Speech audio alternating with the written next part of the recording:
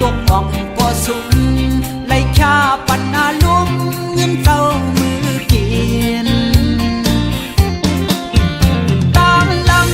วนหันอยู่ลุงมีมองวายหันเนื้อทองลุกมองหับเขามุนอยู่กาเทซื้อปันกาคันเขามุนลองสุกยาวกึดสังโอ้โหอยู่ลูกดังนี้อยู่ที่ปิกเป็ดพักดูโอ้โหอยู่ลูกดังนี้อยู่ที่ปิกเป็ดพักดูโอ้โหอยู่ลูกดังนี้อยู่ที่ลำเป็ดหาคือ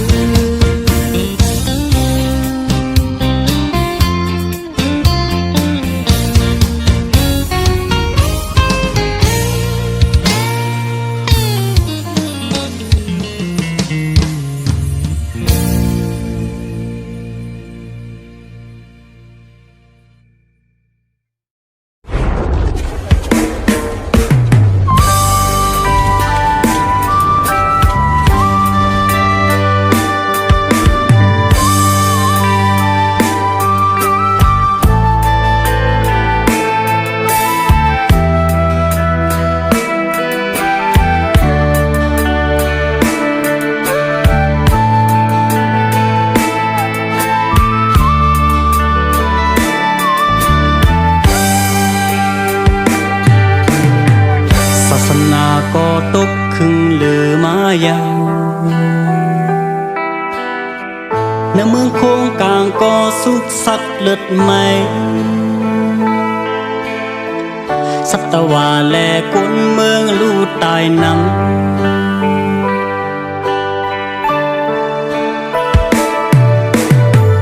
อำเภอหันก็ซ้ำไล่เป็นมาแล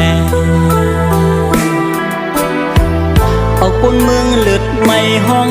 ให้พิจารณากอบไตขึ้นยื้อกันตาพ่อแม่พี่น้องคนเมืองไล่ไปเพสือไปเลือดต่างเป็นหุบให้ก็เลิกนาคือสาเจอของน้ำตาคนเมืองก็เลยน้องไหลสีไหลสนให้หน้ากองป้าแค่เฮินอยู่กาเลยปล่อยเป็ดวางเสี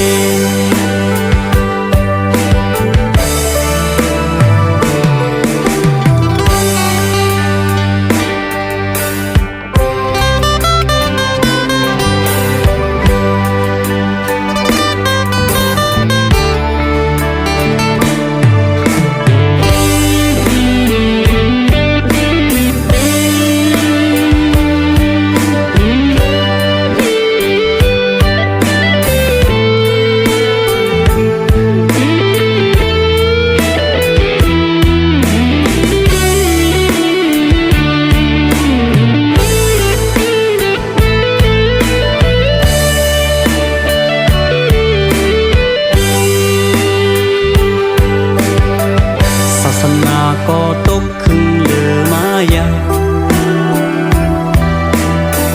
ในเมืองโค้งกลางก็สุกสักเลือดไหมสัตวาแลคนเมืองลู่ตายน้ำ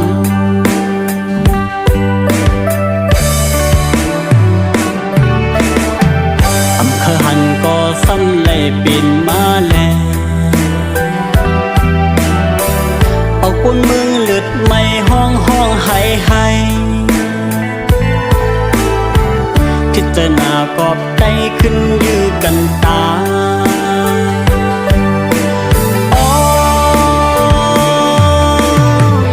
พ่อแม่พี่น้องคนเมืองไล่ไปเพสือไปเลือดต่างเป็นหุบให้ก็เลิกนาคือสาเจอของน้ำตาคนเมืองก็เลยน้องไหลสีไหลสนให้หน้ากองป้าแค่เฮินอยู่